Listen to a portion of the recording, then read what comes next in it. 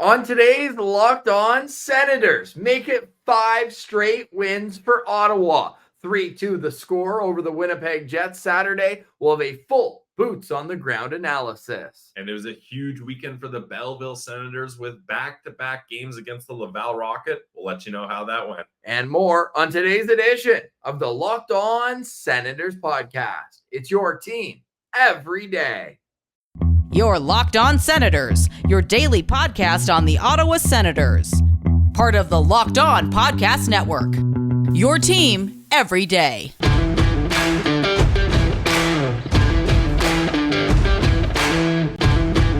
I'm Jake Sanderson, and you're listening to Locked On Senators podcast. I'm Tim Stützle, and you're listening to the Locked On Senators podcast.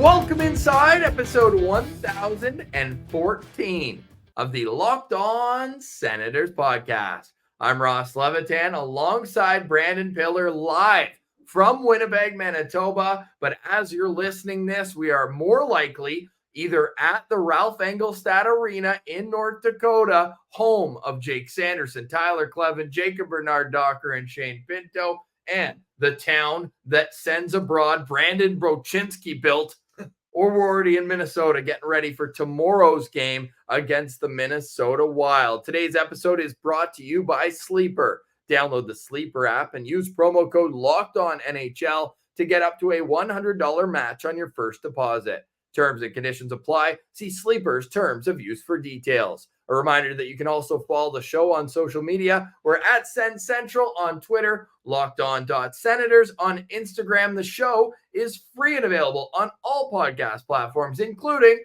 on YouTube, where you can see us in the same room. I'm sure people seeing Pilsy with this background, it's a bit jarring, but we do appreciate all the likes, comments, and subscriptions. Please keep those rolling in. And yes, we will have another fun, hopefully, postcast after Tuesday's game. We got lots to dissect going back. Today is Monday, April 1st, and Pilsy, on a scale of any given Sunday to the Swayman home opener, where would you rate my voice after this weekend's festivities? Well, Ross, probably closer to the Swayman chance. Not quite there, as Hellebuck doesn't have the same kind of ring to it.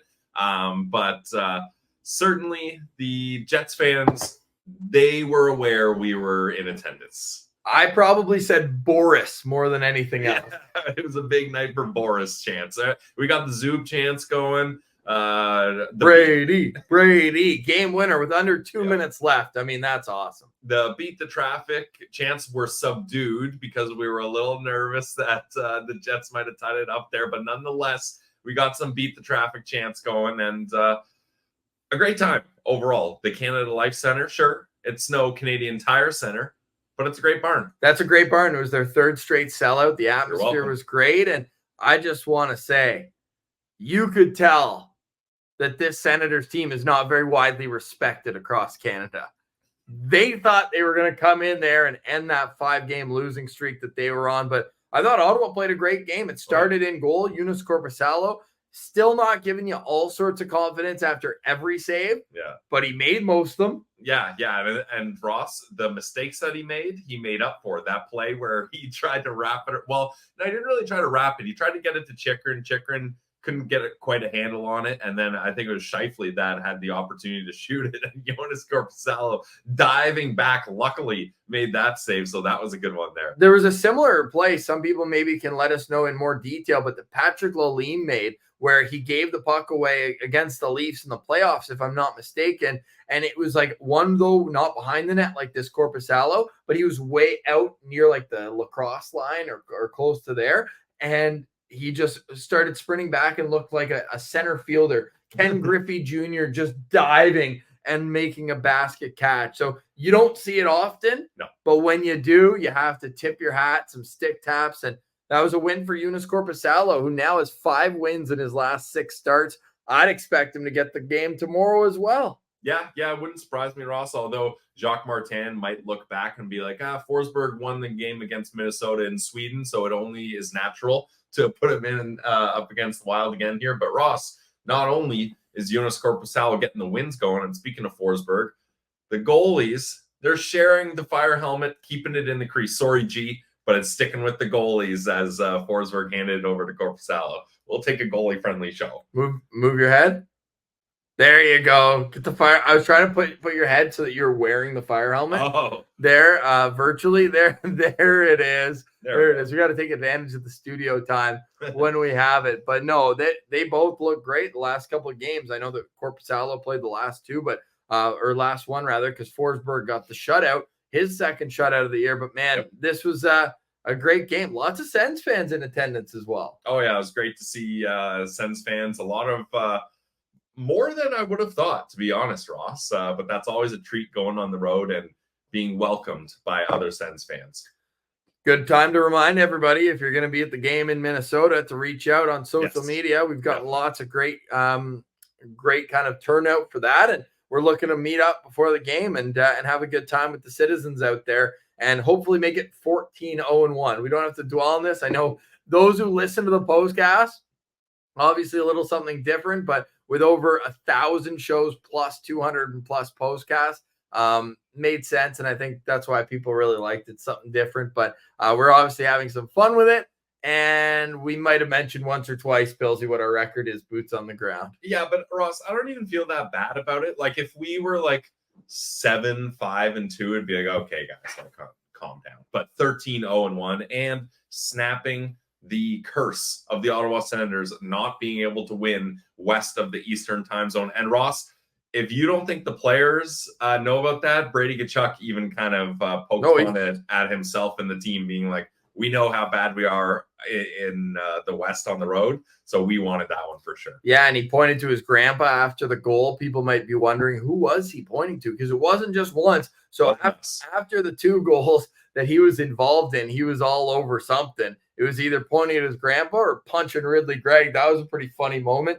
Ridley Gregg falls down on the goal, looking like Bobby Orr out there cutting across the crease. And then Brady gave him a little like head push down. And I'm convinced that Ridley thought that was someone on the Jets. Well, I mean, Ridley Gregg is a guy that now anytime he scores a goal in the NHL, he's gonna have his arms up because he knows what happens if you're not prepared all the time. He was good, man. That line was great. The game overall, it kind of picked up as it went on. And as I asked the Jets fans as we were leaving, what did you want it at the end? It was 6-on-3 advantage for 4.5 seconds. And the Ottawa Senators needed one face-off win. And who else but Claude Giroux to go up there, snap it back. Fantastic for him. And I know that they ended up losing the draw before that, where Clevin ended up having to take the penalty off of. But overall, I mean, that's kind of as perfectly played. Goes back to Sanderson. Sanderson rims it around, and that's it. All you have it. And this, to me, was one of those games, and I think where we have to give credit, and I kept saying it when it was the other way around, where if you just went based on the chances, the deserve to win a meter and all that, it's probably a Jets win. Like, for once, the Senators had the better goaltending. And what being up against Hellebuck makes that even more impressive.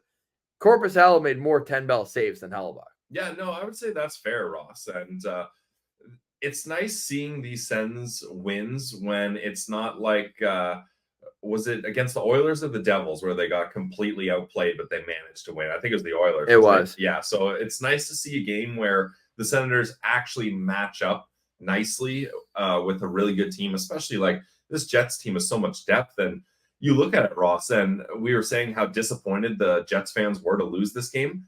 I don't blame them. Like, you're struggling on a losing streak. Okay, you come home, you get to wear your beautiful jerseys, look good, play good. Hellebuck's 500th game. Nate Schmidt and Gabe Vilardi back in the lineup, so you're getting some reinforcements back. You pretty much have a full lineup except Perfetti, but he's a healthy scratch. So Sean Reynolds said pregame that this was going to be their first look at a playoff lineup because since Toffoli came over, Vilardi had been out. So this was their playoff lineup. Yeah, like everything was set up for the Jets to snap their losing streak and snap the Ottawa Senators winning streak. But I don't think they were aware that the Locked On Senators podcast was boots on the ground. Amazing. Just a great game. Let us know your thoughts on the game itself. I mean, Brady was a complete horse out there, a moose, as Dwayne Norris would call him. Goal, assist, 6 shots on goal. He also, I believe, 9 had hits. 9 hits in this game. And big ones too. He was like those. That wasn't just finishing his check. That was putting a little extra oomph on. Well, 2 of them were protecting his teammates, right? Timmy got run over by Adam Lowry. Then next time they're in the D zone. Good hit, though. Good hit. Yeah, and then Brady gave a good hit back. They were all good hits. Brendan Dillon's hit on Drake Batherson was a good hit. But then the play came back the other way, and Brady Tkachuk probably 1.5 steamboats after the puck went out, but it was still huge for him. And you look at the expected goals percentage, when Brady Tkachuk was on the ice, 80.6, led the team. And I mean, that was just him being a captain. It was unreal seeing him last night. And we always hear, well, at least here in Winnipeg, like, Adam Lowry, heart and soul guy. Well, Brady's the heart and soul of the Ottawa Senators, and he proved just that. Well, I mean, heart, soul, and the clutch. Adam Lowry didn't score the game-winning goal last I checked. With less than 2 minutes remaining. So the Sens win 3-2. We had a phenomenal time at the game. Shout out to all the citizens who came by, said what up, and just fantastic postcast as well. Definitely recommend you checking that out. On the other side, we will get into a little discussion on what is going on, not only around the league, because we've been following along on that, but also the Belleville Senators, the split on the weekend against Laval. Now what? What does this mean for the Belleville Sens playoff hopes? We'll get into that discussion and more. You're listening to Locked On Senators, your team every day. Today's episode is brought to you by our friends over at Sleeper. Guys, the Ottawa Senators season is almost over, so you got to enjoy every game while you can, regardless of where they are in the standings. 5-game win streak, not a big deal. I want to remind you that you can win big by playing daily fantasy hockey on Sleeper, the official daily fantasy app of the Locked On NHL Network. Sleeper is our #1 choice for daily fantasy sports, and especially when it comes to daily fantasy hockey. Because with Sleeper, you can win 100 times your cash in daily fantasy hockey contests. So I'm looking at players like Brady Tkachuk, Ridley Gregg, and of course, Boris Tkachuk if I'm trying to win my matchups up against my friends. And look, fans can also play NFL, NBA, Major League Baseball, college football, and more on Sleeper. And the reason why we love Sleeper is because you can win 100 times your bet. You just need to correctly predict the outcome of 8 player stats, goals, assists, saves, plus, minus, and more. So start paying attention, Sens fans, and nail your picks so you can start winning big. Use promo code LOCKEDONNHL. You'll get up to a $100 match in your first deposit. Terms and conditions apply. That's code LOCKEDONNHL. See Sleeper's terms of use for details and locational availability. Check it out today, guys. Sleeper. Today's episode is also brought to you by the Glebe Central Pub. You know how much we love our friends at the Glebe Central Pub. You can go visit them at 779 Bank Street and let them know that Locked On Senators sent you. Do they have the good vibes? Obviously. Great food? Yeah. Drinks? Absolutely. And they've also got all sorts of events that you can find on their website, glebecentralpub.com, as well as all their social media, Glebe Central Pub. Plus, the Send Shuttle you can get right from their site. 3 home games remaining, 3 shuttles remaining. You can go to the game on Thursday against Florida, get your Tim Stützle bobblehead in the Florida game, and then Montreal, the home closer, $17 per shuttle exclusively on the Glebe Central Pub shuttle. Sue will get you there. Sue will get you back. Sue's got it all figured out. Just come with the good vibes and have a great time. Go visit the Glebe Central Pub right in the heart of the Glebe, 779 Bank Street, and let them know that Locked On Senators sent you. It's the Glebe Central Pub. We love the Glebe Central Pub.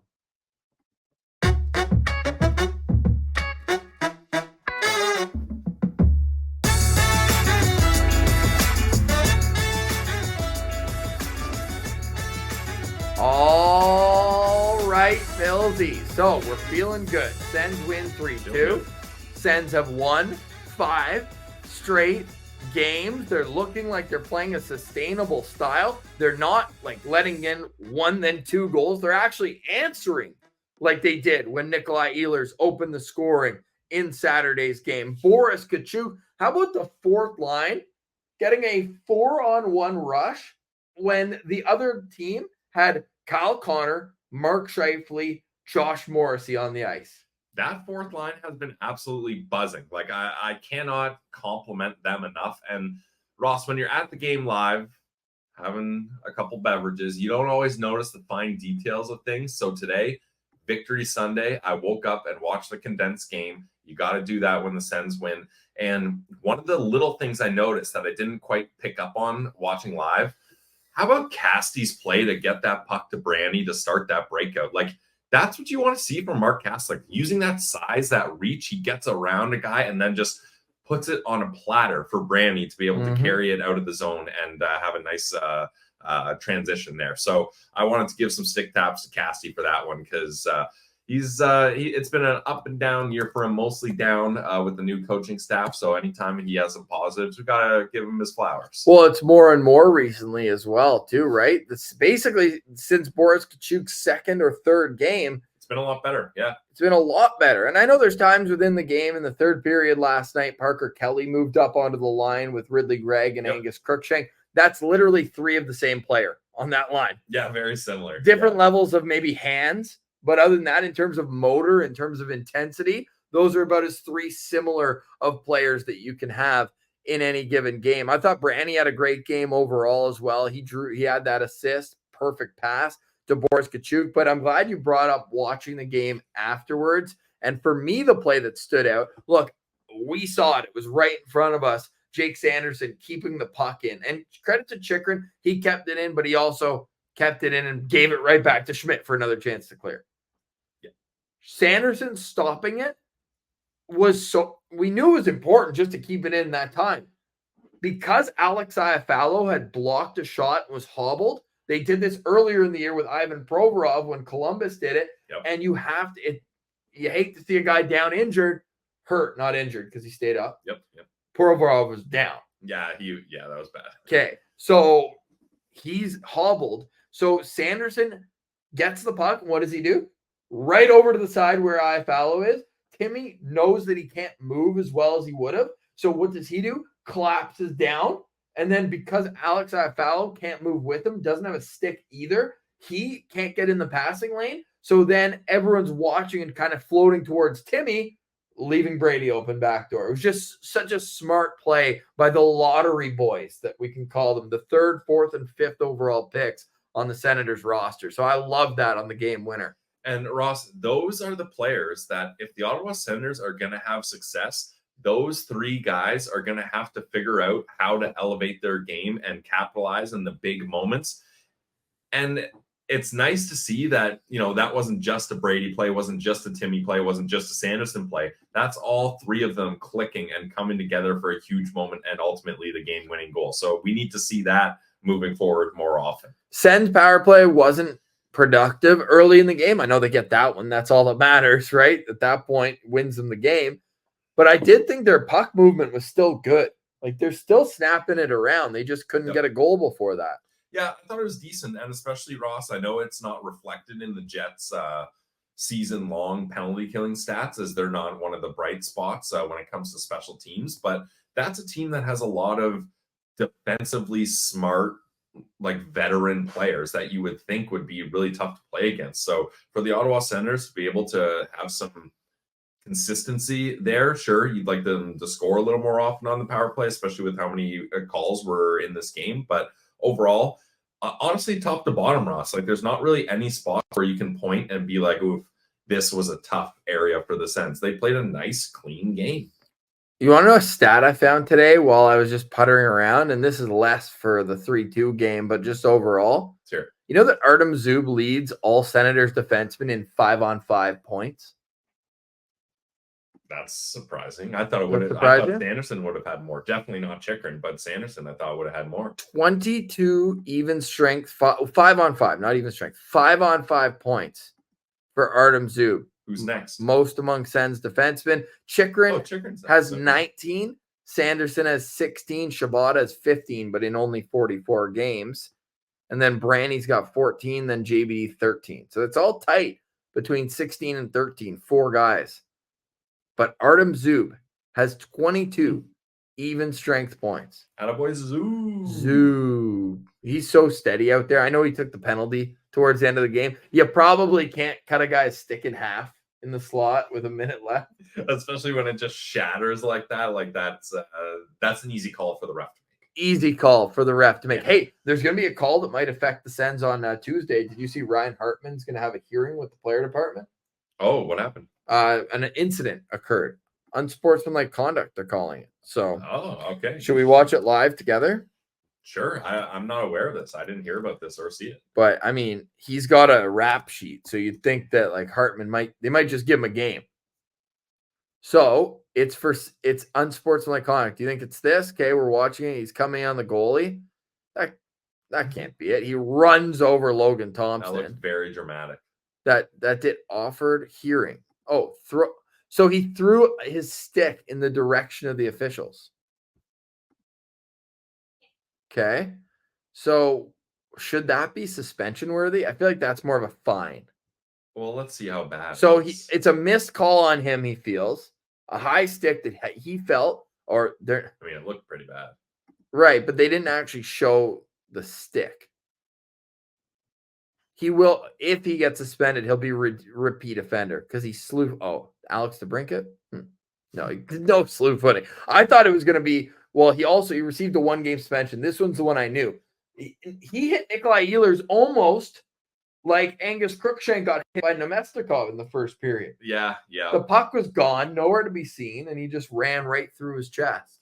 Yeah, Crooker, that was one of 2 penalties he drew. So Crooker was buzzing out there. Oh, and I need to correct myself too. I said that they got the wrong guy on the game-winning goal.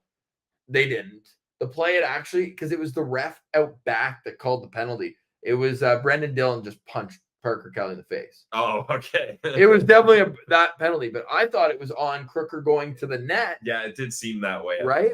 With Logan Stanley was all over him and gave him a little shot, but neither here nor there. So we'll give you updates on Ryan Hartman. Follow the show on social media at Sens Central, LockedOn.Senators on Instagram. We appreciate everybody for liking, subscribing, commenting. It goes a long way to helping the show grow. And now let's discuss the Belleville Senators. That's next. You're listening to Locked On Senators, your team every day. Today's episode is brought to you by our friends over at FanDuel. Look, the sports calendar is loaded right now. You got Ottawa Senators hockey. We can bet against the Oakland Athletics and the New York Mets. I am betting against baseball teams this year, not for them. Good. Glad you didn't say the Rockies there. There's March Madness. Ross and I were dialed into the games today. Iowa and UConn tonight, women's college basketball. Yep, a little Caitlin Clark action. And MLB, of course, is going, as Ross said, NBA. So lots of stuff going on in the sports world. And FanDuel is making it even more exciting, if you can believe it, to get in on the action. Because right now, new customers get $200 in bonus bets with any winning $5 bet. That's $200 you can use to bet the tourney, baseball, NBA, NHL, and so much more. Visit FanDuel.com/lockedon and make your first bet a big win. FanDuel, America's #1 sportsbook. Today's episode is also brought to you by Shawarma Palace. The only reason that I'm upset we're going to Minnesota today is they don't have Shawarma Palace in Minnesota. You know how much I love Shawarma Palace. I'm counting down the hours until I can have it again. My favorite part about Shawarma Palace is that it's a local Ottawa restaurant that makes sure that they do not sacrifice delicious for quantity. They want you to have it all and eat it too, if you can.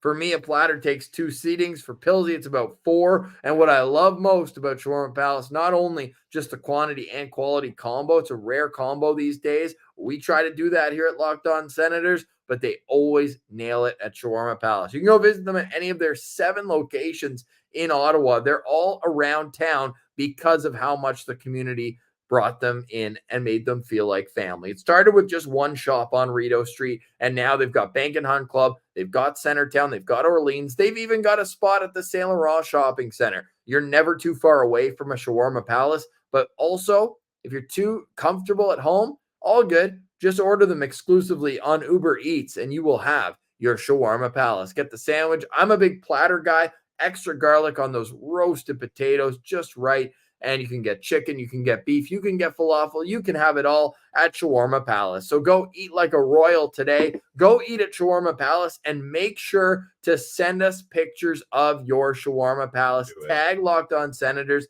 and tag our good friends at Shawarma Palace.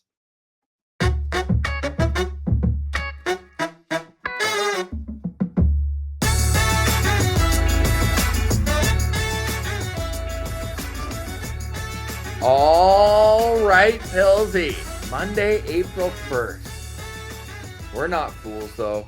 We're winners. 13-0-1. Looking to make it 14 tomorrow. To follow along with all of our shenanigans, make sure you're following the show at Sens Central on Twitter, lockedon.senators on Instagram. I'm going to try to post different content on both, so make sure you're following along on all platforms and on YouTube. Pillsy, the Belleville Sens season, it's not winding down. It's heating up. 8 games remaining. And they come out of that weekend 2 points. 2 points out of a playoff spot. 3 points behind the Marlies. But the Marlies have a game in hand. However, Belleville, with a shade higher of a points percentage, 0.001 more because they do have 2 games in hand on Laval. Yes, and it was the Laval Rocket that they played both games in Laval. That's a tough barn to be in. We've talked about that before. They don't get the first one, Ross. The first one was a close one. Yeah, but it was ugly the way it happened because they dominated. Yeah. Like, it felt like a Senators game. They gave up a goal in the first 3 minutes. The power play went over 5, and they just couldn't score despite having 37 or 38 shots. Yeah, but the second game, scoring wasn't an issue as they put 5 goals in on Laval. We got to see Pistol Pete light the lamp. Yuri Smekal had a nice goal. Igor, absolutely. And these were the first 2 games in the AHL for our guy, Stephen Halliday. So it was good for him to get his feet wet there. Yeah, that's just it. And we got to give shout out to Jacob Larson, a goal and 3 assists. Yeah, the old Shane Pinto stat line. Nice. And Jamison Reese recently acquired 2 assists, his first points as a member of the Belleville Senators. And we're talking to our guy Footy, and he said he's got some Ridley Gregg in him, which also means he's got some Parker Kelly in him, which means he's got some Angus Crookshank in him. Yeah, I mean, and those are good players to make a combination of. And Ross, hashtag goalie friendly show. Nice game from Kevin Mandalese. He even got the assist on the final goal. So not only gets the dub, stopping pucks, but helping put them in the other team's net as well. It would be such a shame if we don't get to see playoff hockey with this Belleville team. So let's just hope,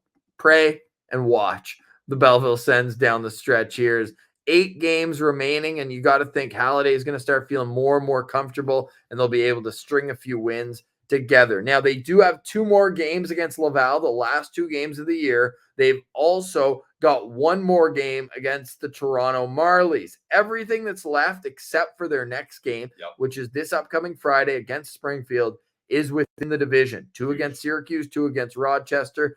This is critical, and this is also a blessing from the standpoint that when you're chasing, you're at least going to have the opportunity to take points and hold the other team to 0.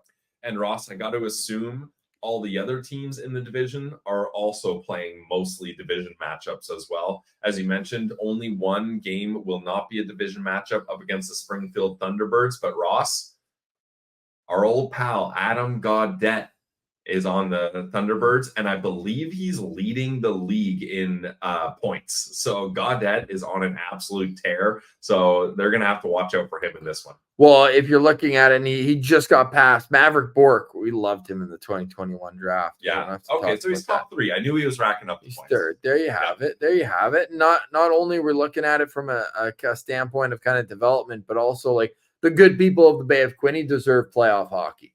So we want that. In Springfield, they're fighting for their playoff lives too. They're 2 points out of the final playoff spot in their division. So, it's gonna be a race to the finish, and we'll have you every step of the way here. Locked On Senators, your team every day. Pillsy, 5 wins in a row. I know somebody's still listening to this being like, these guys, they're hyping it up, but this is bad. This is bad for the tank. Your thoughts? No,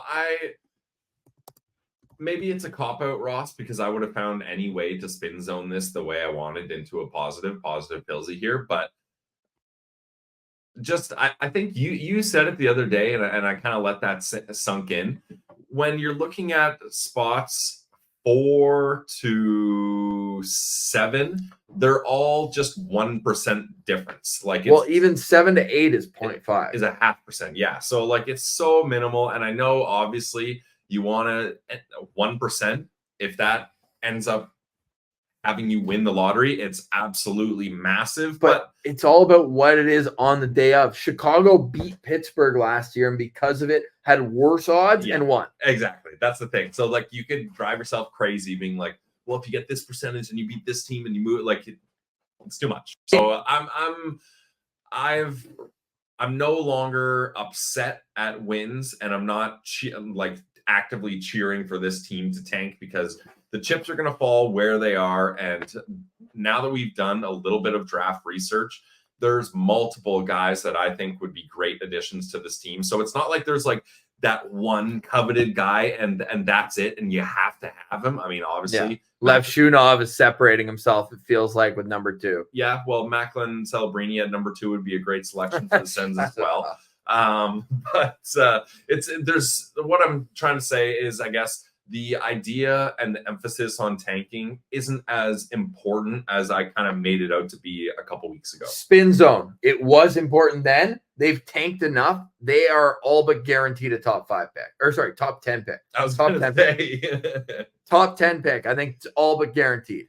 I hope, at least. I think they're going to draft. I think top 10. Yeah, I'm with you. And Ross, hot take: the Ottawa Senators will keep their top first round pick this time around. They need to. There's no way. Imagine Steve Stais, that's what he does, is traded for a guy with 1 year on his deal. Imagine he traded it for a guy he used to play with. Like, there's probably not that many guys left in the league. Like, what's Matt Molson up to? I don't. John Tavares for Kyle Okposo.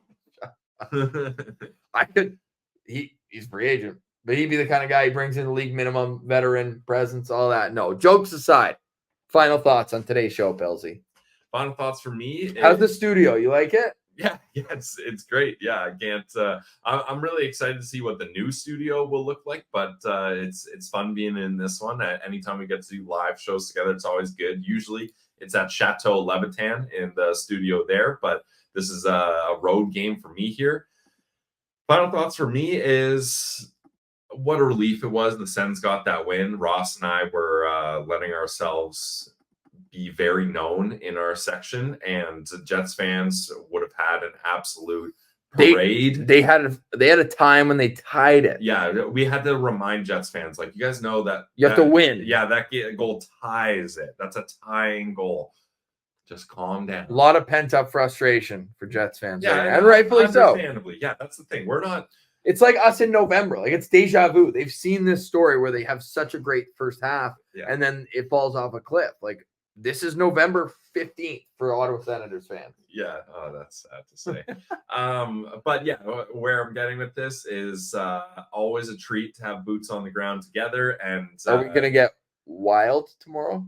We could get wild tomorrow. I'm excited to see Minnesota. We've heard a lot of great things about the barn. We're going to catch up with our good buddy Seth Tupal of Locked On Wild. Go check out Locked On Wild if you haven't, so you can kind of get a look at the enemy's approach to this game up against the Ottawa Senators, and hopefully meet some more Sens fans there. So come out to the game if you're in the area. Let us know. Well, my final thoughts is you're actually going to hear Seth on tomorrow's show. We're hopefully going to be able to just have him in the hotel room. We're going to bring 3 microphones, and just away we go. We'll discuss kind of the contrast of the season. Maybe we'll even rehash the Gustafsson Talbot trade, because from reading his tweets, Pilsy, they don't seem too happy with Philip Gustafsson right now. He's been good lately, but overall, I think they were expecting more of what they got from him last season, and they haven't got that. And then Fleury hasn't really been the kind of safety net to help keep them going there. So that's all coming up tomorrow on Locked On Senators. We will have a postcast tomorrow, and Wednesday morning, another live show on Locked On Senators. So be a friend, tell a friend,